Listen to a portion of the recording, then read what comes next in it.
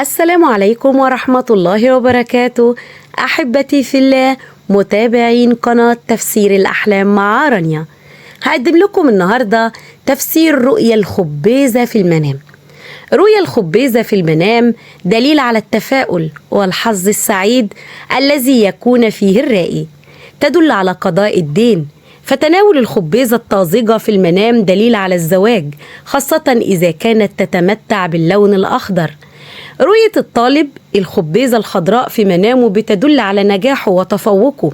رؤية أنك تسير في حقل خبيزة خضراء يشير إلى الحياة الطيبة الكريمة التي يعيشها الرائي.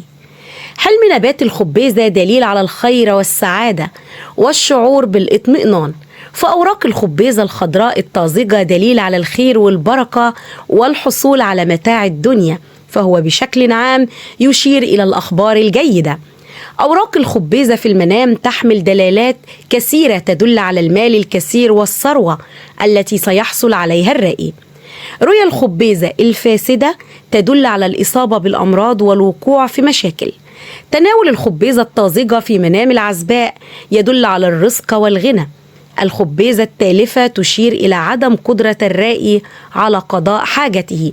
حلم الخبيزة ذات الشكل الرديء أو الفاسد دليل على خسارة الكثير من الأموال. رؤيا الخبيزة في المنام للعزباء هي دلالة على أحداث جيدة تمر بها في القريب العاجل مثل الزواج.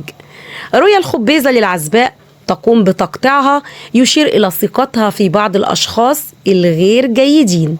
تناول الخبيزة ذات المذاق السيء يشير إلى القلق والتوتر اللي بتعيش فيه الفتاة.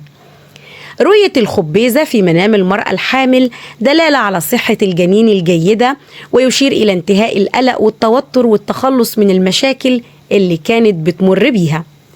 أما المتزوجة لو شافت إنها بتطبخ الخبيزة وبتحضرها بيدل على قضاء الحاجة التي كانت تنتظرها منذ وقت طويل. رؤية تناول الخبيزة المطبوخة في المنام للمتزوجة دليل على الرزق والمال الكثير الذي تحصل عليه. حلم الخبيزة ذات الأوراق الصفراء يدل على المرض والتعب. أكل الخبيزة الصفراء تدل على المرض الشديد.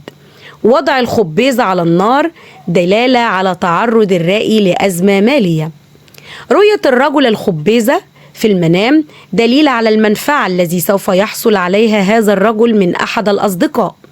أكل الخبيزة المطبوخة من الرؤى المحمودة للرجل، فهي رؤية تدل على الأحداث المحمودة وتدل على قضاء الدين وتدل على الخير القادم إليه. أما الخبيزة الصفراء فهي مؤشر للهموم والمشاكل وهي من الرؤى الغير محمودة. رؤية الخبيزة اليابسة في المنام دليل على بعض المشاكل أو الإصابة بمرض.